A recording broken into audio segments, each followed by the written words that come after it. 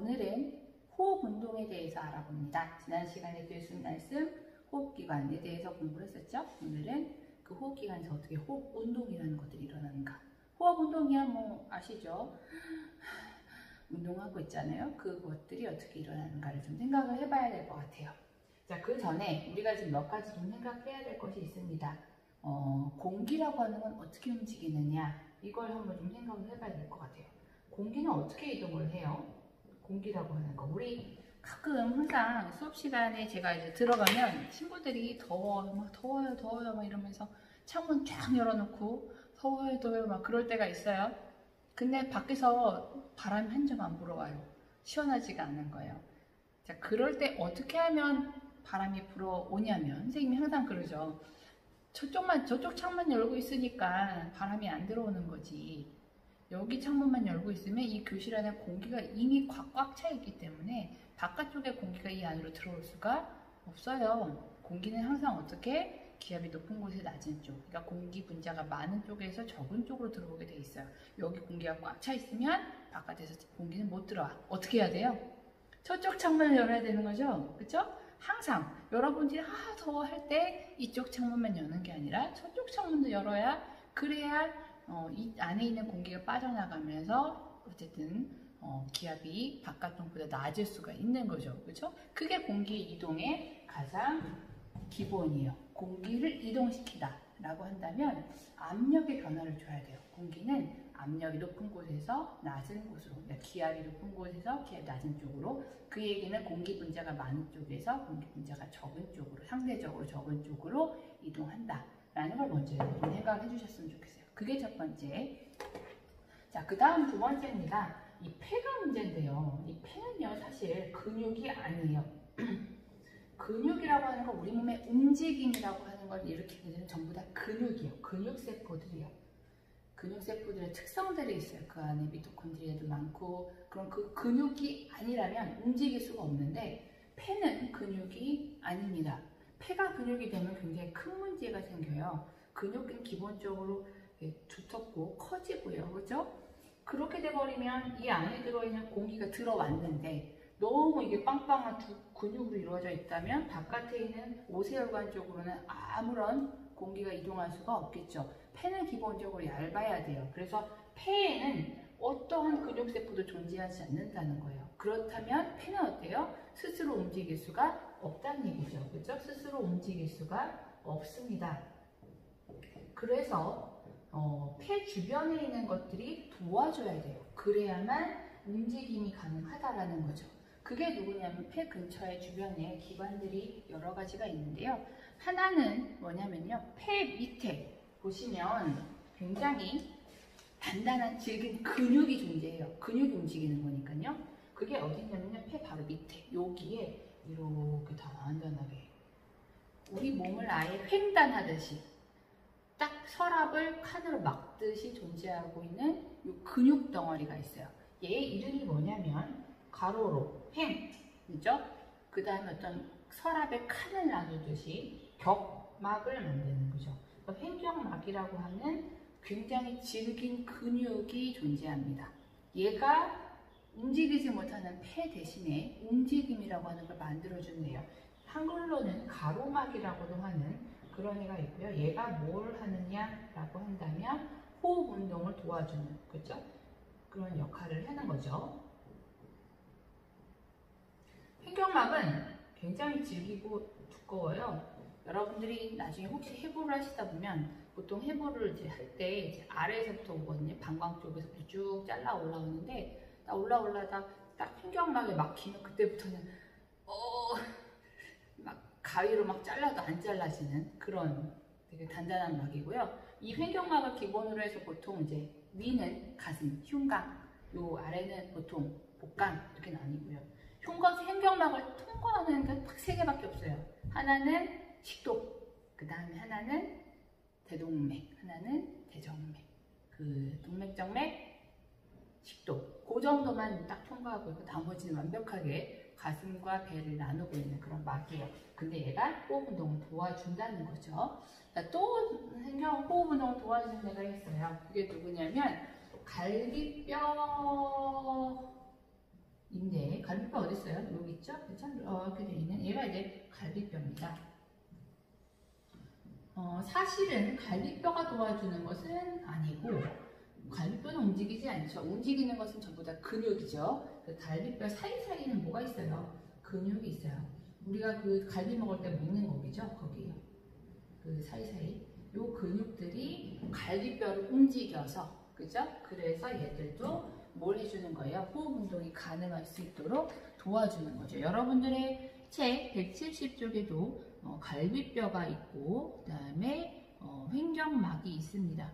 이런 아이들이 있어서 호흡 운동을 도와주는 거고요. 갈비뼈는 또 다른 역할도 있죠. 호흡 운동을 돕고, 그죠? 에 관련이 되어 있고, 그리고 사실 얘는 뭐도 해요? 폐를 보호하기도 하죠. 자, 그리고 또 하나, 갈비뼈 이제 다른 말로, 이것도 이제 다른 말이니까 하나 좀 그냥 알아주신다면, 늑골, 이렇게 부릅니다. 늑골이라고 하는 뼈가 존재를 해서 도와주고 있어요. 그래서 갈비뼈, 그 다음에 횡격막, 이 두 개를 생각하시면 되고요. 오늘의 내용을 또 하기 위해서 한 가지 또 명칭을 알아주셔야 될 거는 이 가슴 통 안 공간이에요. 아까도 잠깐 얘기했지만, 이 가슴, 횡격막에서부터 이 폐를 가지고 있는 이 가슴의 통, 여기를 뭐라고 하냐면 거기 찾아보세요. 흉강이란 말 찾아보세요. 흉강, 그죠?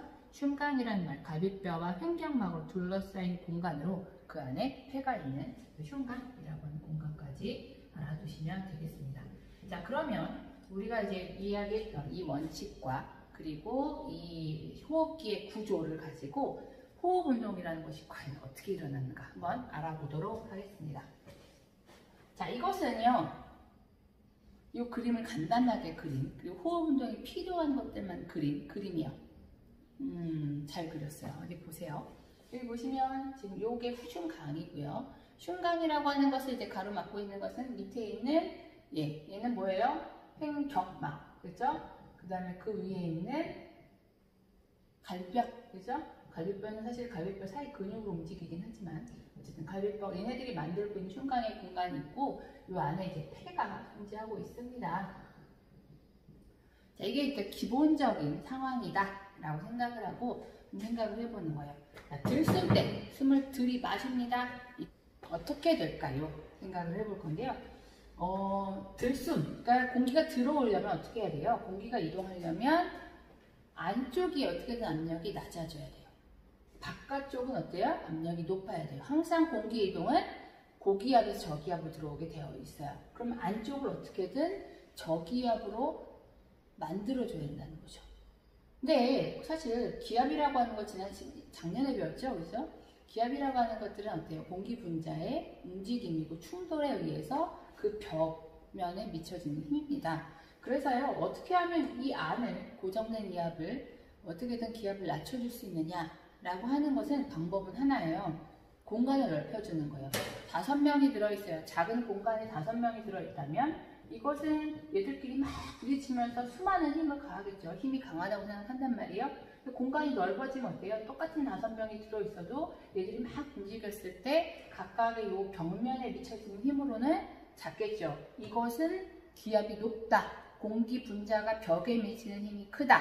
그래서 고기압, 그죠? 이것은 어때요? 똑같은 분자 개수지만 공간이 넓어서 얘는 어때요? 저기압. 얘들이 부딪혀서 여기에 이 벽면에 미치는 힘이 적다. 이게 이제 저기압인 거예요. 그래서 얘도 마찬가지로 이 안쪽이 바깥쪽의 대기압, 우리 보통 1기압이라고 하죠. 1기압보다 여기가 낮아지려면, 그래서 공기가 안으로 들어오려면 공간이 넓어져야 되는 겁니다.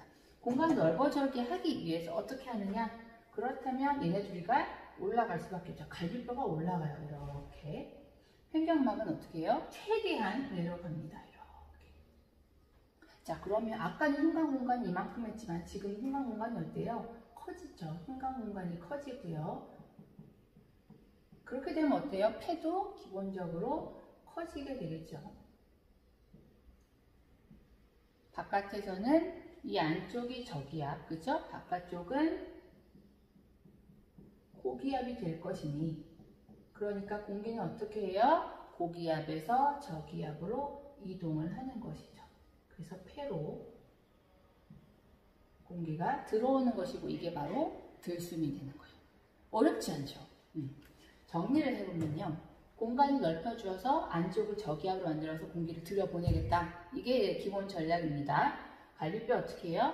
올라가는 거죠. 상승. 그냥 올라가는 걸로 합시다. 횡격막은 어때요? 최대한 아래로 내려가요. 하강. 그래서 전반적으로 가슴통의 부피, 흉곽 부피가 커진다는 거죠. 그래서 폐도 같이 커질 것이고 공간이 넓은 곳에서 움직이고 있는 공기들이 미치는 힘은 확실히 줄어들 테니 폐 내부에 미쳐지는 그 내부역에 미쳐지는 압력은 작아질 것이고요. 저기압이 된다는 얘기죠. 상대적으로. 그러면 공기는 기압차에 의해서 이동하니 고기압에서 바깥은 대기압이기 때문에 항상 1입니다. 그죠? 바깥에서 어디로? 폐로 공기가 이동을 하더라. 이게 들숨이 됩니다. 그죠? 날숨은 그럼 반대겠죠. 내가 안에 있는 공기를 바깥으로 뱉어내려면 어떻게 해야 돼요? 내 흉곽 내부가 조금 기압이 높아야 돼요. 1기압보다 1.5기압, 1.2기압 그렇게 높아져야 그래야 공기가 고기압, 저기압을 흘러나가겠죠. 그 기압을 어떻게든 높이려면 어떻게 해야 돼요? 공간을 줄이면 돼요. 이 5개의 분자가 더 좁은 공간 안에 모여 있어요. 그럼 얘들은 똑같은 운동 에너지를 갖고 날지만 이 벽에 미치는 힘이 상당히 강해지겠죠. 충돌의 수가 많아지겠죠. 1학년 때 배운 거 생각하셔야 돼요. 그럼 여기는 더 고기압인 거죠. 그죠? 그러면 여기서 오히려 공기는 흐름이 이렇게 저기압 쪽으로 흘러갈 거니까 여기도 마찬가지로 공간을 줄이다. 어떻게 줄일 거예요? 갈비뼈의 위치를 굉장히 낮춥니다. 그죠? 너무 오버해서 얘기는 했지만 횡격막은 최대한 올라옵니다. 그래서 흉곽이 되게 작아져요. 이게 흉곽이죠. 폐도 당연히 작아질 것이고 이렇게 작은 공간 내에서 압력은 굉장히 강해져. 그죠? 고기압이 될 것이란 말이에요. 그래서 어떻게 해요? 공기는 바깥쪽으로 나가죠. 이렇게 되는 거죠. 자, 그걸 이제 정리를 하면 날숨 때는 어때요? 갈비뼈가 내려오고 횡격막은 올라가면서 전체적으로 부피가 작아집니다. 작아지겠죠. 그래서 폐 내부 압력은 오히려 커지면서 고기압에서 저기압 쪽, 그러니까 폐에서 바깥으로 숨이 나가는 날숨이 되는 거죠. 그래서 그렇게 호흡 운동이 일어나게 됩니다. 여러분들의 교과서 어디에 있냐면요. 172쪽이에요. 그 172쪽 정리하기가 바로 이 표죠. 그죠? 요거를 거기다가 잘 정리를 해주시면 되겠어요. 거기 그림이 너무너무 잘 나와 있어요. 그죠? 그 그림 5-13 보시면 호흡 운동의 원리, 횡격막이 내려가고 갈비뼈가 올라가는 모양, 실제 모양은 이렇구나. 그 다음에 그 오른쪽에는 날숨이죠. 횡격막이 올라가는 거 보이세요? 상대적으로 올라가는 모습, 그죠? 그리고 갈비뼈 내려가는 모습. 아, 실제 정지 사이즈는 한 이 정도구나 라는 것도 같이 좀 알아두시면 좋겠어요. 그래서 그렇게 넣어주시면 되고요. 그 옆에 인공호흡기에 대한 내용도 한번 볼까요? 인공호흡기는요, 지금 의식이 없는 사람이기 때문에 의식이 없는 사람은 기본적으로 어때요? 여기랑 여기랑 이런 것들을 움직이는데 원활할 수가 없을 수가 있죠. 그래서 그런 경우에는 아예 그냥 기관이라 어디요? 여기 뭐예요? 우리 기도, 그죠? 그 안으로 아예 그 안에 튜브를 넣고요. 압력을 가해서 기도에다 공기를 전달을 해버리는 거예요. 그래서 인위적으로 폐포를 팽창시키는 그런 방법들을 사용하는 것들이 인공호흡의 원리가 되겠습니다. 그죠? 그러면 잠깐 끊고 사실 이 호흡 운동이라고 하는 것들은 우리가 모형으로 한 번 더 알아보는 것도 괜찮아요. 과학에서 우리가 실제로 볼 수 없는 것들, 우리가 그 안에 있는 폐의 모습을 볼 수는 없잖아요. 그렇기 때문에 그런 것들을 이제 모형으로 이제 알아보는 경우들이 많은데 모형들은 항상 주의 깊게 사용을 해야 됩니다. 어떻게 내가 이 애를 모형으로 비유하고 있는지, 이 모형이 실제와 조금 다르면 어떤 면인지 그런 것들을 철저하게 분석해야 되거든요. 그래서 호흡 운동의 모형 어디냐면 교과서는 171쪽 굉장히 중요하거든요. 그 부분을 다음 영상에서 다뤄보도록 하겠습니다.